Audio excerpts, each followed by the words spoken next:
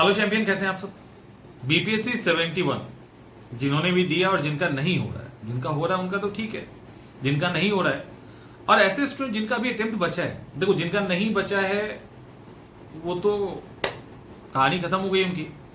PCS के field में वो कुछ और करेंगे, अच्छा करेंगे, लेकिन जिनका अटेम्प्ट बचा है, अब शोक मनाने का समय तो आपके पास है नहीं।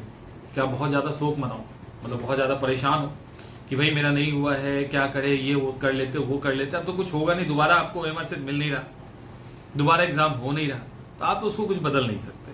अगर बदल सकते हो तो आने वाले एग्जाम को, अपकमिंग एग्जामिनेशन को, इसके अंदर हम लोग बहुत सारी बातें करेंगे। लाइक बहुत सारे ऐसे स्टूडेंट हैं जिनका एईडीओ का उन्होंने फॉर्म भरा, अब उसके लिए भी परेशानी है, बड़ा परेशानी है लाइफ में ना, जगह जगह पे कुछ ना कुछ ऐसा हो जाता है। एईडीओ वाले परेशान है। देखो जिन्होंने भी फॉर्म भरा और जिनका कुछ ऐसा प्रोसेसिंग है या डैशबोर्ड में कोई दिक्कत आ रही है तो सब ठीक हो जाएगा। अगर आपने सब कुछ कर दिया है ना तो परेशान होने की जरूरत नहीं है, वो ग्लिच है, वो ठीक हो जाएगा। अब बात करते हैं कि आगे जो एग्जाम है, अगर हम सिर्फ पीसीएस के भी हम बात करें तो अब अगला एग्जाम जो 72 का होने वाला है वो होगा सितंबर में, वो सितंबर में ही होगा। और अभी आप कहां हैं, सितंबर जस्ट अभी आज 30 तारीख है, तो अभी आज सितंबर के महीने में, अब सितंबर टू सितंबर 30 के आसपास ही का डेट ऑलमोस्ट होता है।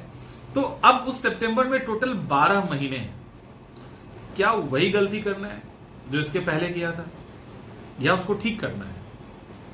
लेकिन उस गलती को ठीक करने के लिए हिम्मत भी चाहिए, हिम्मत चाहिए कि नहीं आप कर लेंगे। गलती क्या थी, पूरे 1 साल 2 साल 3 साल प्रीलिम्स को दिए जा रहे हैं, कंटिन्यू प्रीलिम्स पढ़ रहे हैं। जब बीपीएससी 69 वाला क्वेश्चन पूछा गया तो लगा कि अच्छा पेपर ऐसा आ रहा है, तो हमने क्या किया, उसके अकॉर्डिंग पढ़ाई स्टार्ट कर दी। जब बीपीएससी 70 का पेपर आया, पेपर आसान आया, तो हमने वो सब छोड़ दिया, हमने इसको पकड़ लिया। अब बीपीएससी 71 जब हो गया, 1 आया, तो अब क्या लग रहा है, अच्छा ये वाला पकड़ना है, 69 भी छोड़ो, 70 भी छोड़ो, अच्छा ये वाला पकड़ना है, राइट। अब ये वाला पकड़ने पे जब आप आओगे तो क्या होगा, अब अगले बार कुछ और आ जाएगा तो उसको पकड़ना है। ऐसा क्यों नहीं करना कि हम तैयारी को ही मजबूत कर लें? ऐसा क्यों नहीं करना कि हम नीचे से ऊपर तक स्टैंडर्ड कहीं का भी हो, हम उसमें कंफर्ट रहें? पता है इस बार भी जो ये पेपर हुआ है, इसके अंदर हमने टेस्ट सीरीज लिया या क्लासेस के दौरान, नोट्स के दौरान हम लोग उसी लेवल पे काम किए जिस लेवल पे आपका बीपीएससी 71 में प्रीलिम्स का एग्जाम हुआ है। बच्चे परेशान करते थे, खैर वो परेशान करते रहे, हम लोग अपना डटे रहे, ये अलग बात है कि वो परेशान करते थे। उनको लगता था 70 में तो ऐसे सवाल आए तो इतना सर क्यों पढ़ा रहे, टेस्ट में ऐसे सवाल क्यों दे रहे। उनके अंदर ये सवाल होता था और जम के होता था, अच्छे से होता था। कई बच्चे पूछ भी देते थे, सर जो आएगा नहीं उसको पढ़ा रहे हो आप। तो ये क्यों हो रहा था, क्योंकि उनको 70 के अकॉर्डिंग पढ़ना था। हमारा काम क्या था, एग्जाम के लिए तैयार करना, पेपर कैसा भी हो। कहने का मतलब ये है कि अभी से क्या वही गलती करनी है कि फिर से प्रीलिम्स पकड़ना है, क्योंकि 71 वाला प्रीलिम्स तो बहुत टफ था, ऐसे तो होगा नहीं, तो हमें प्रीलिम्स को फिर से करना होगा और सारा प्रीलिम्स एक बार अच्छे से करना होगा, एक बड़े लेवल पे, नेक्स्ट लेवल पे जाके। नहीं, ये फिर से गलत स्ट्रैटेजी होगी और फिर से आयोग आपके साथ खेलेगा और मिट्टी पलीत हो जाएगी जैसे इस बार हुई है।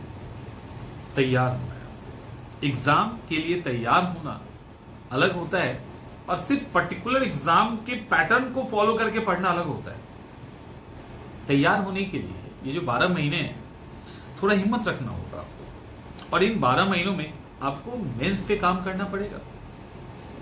इन 12 महीनों में सबसे पहला जो स्टार्टिंग का 5-6 महीना होगा वो टोटली मेंस डेडिकेटेड होगा, और मेंस पे अच्छे से काम कर लोगे। 80% आपका समय मेंस को जाएगा, 20% पीटी को जाएगा। आगे का जब समय आएगा 4 महीने के बाद, तो आप 50-50 कर लेना, 60-40 कर लेना, और उसके बाद जब एग्जाम नजदीक आएगा तो पूरा का पूरा प्रीलिम्स हो जाएगा। लेकिन अभी समय है वो गलती नहीं करने का, जो 71 के दौरान हुआ, जो 70 के दौरान हुआ, जो 69 के दौरान हुआ। मतलब 69 में लेवल टफ था, नहीं आया, 70 में लेवल आसान था, नहीं आया। ये आसान और मुश्किल लेवल के बीच में कब तक घूमेंगे हम? तो हमें एग्जाम की तैयारी करनी है, और एग्जाम की तैयारी पूरी तरीके से होती है। क्लियर? तो 72 के लिए आपके पास अभी प्रॉपर समय है कि आप थोड़ा हिम्मत दिखाइए, पुराने पैटर्न को छोड़िए, मेंस की पहले तैयारी कीजिए, फिर प्रीलिम्स की कीजिए और इसके साथ आगे बढ़िए। तो ये बेस्ट तरीका है, क्योंकि क्वेश्चन उसके बाद कितना भी घुमाएगा ना, कॉन्सेप्ट में हो, फैक्ट में हो, कहीं पर भी हो, अब बहुत आसानी से उसको हैंडल करेंगे, आपको इतनी दिक्कत नहीं। ठीक है, ये चीज अच्छे से समझ लीजिए। अब सवाल ये उठता है कि क्या, अच्छा इसमें कुछ और सवाल है, जो आप लोगों के सवाल है उसी को मिला के हम आज बात कर रहे हैं। सवाल ये है कि क्या हमें बीपीएससी 72 पर फोकस करना चाहिए, क्या एईडीओ जैसे एग्जाम को नहीं देना चाहिए? कुछ बच्चे सीजीएल तक दे रहे होंगे, क्या नहीं देना चाहिए? इसका जवाब इतना आसान नहीं है। जैसे देखो, कोई कोर स्टूडेंट है, अगर कोर है एकदम, उसको यूपीएससी ही चाहिए और नहीं तो पीसीएस चाहिए। बहुत ऐसे बच्चे होते हैं जिनको नौकरी में दो ही चाहिए, या तो यूपीएससी या पीसीएस। अगर ऐसे आप हैं तब तो इधर देखने की जरूरत नहीं है।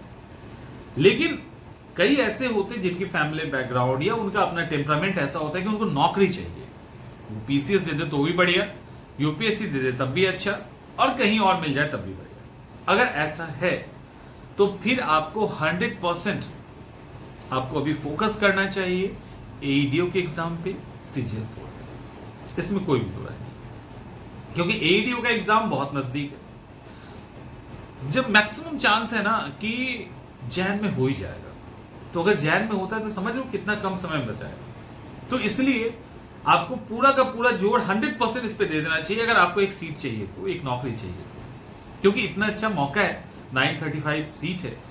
सीजीएल 4 के अंदर तो अलग अलग स्टेजेस है एग्जाम के, प्रीलिम्स है, मेंस भी है, एडीओ में तो बिल्कुल नहीं है।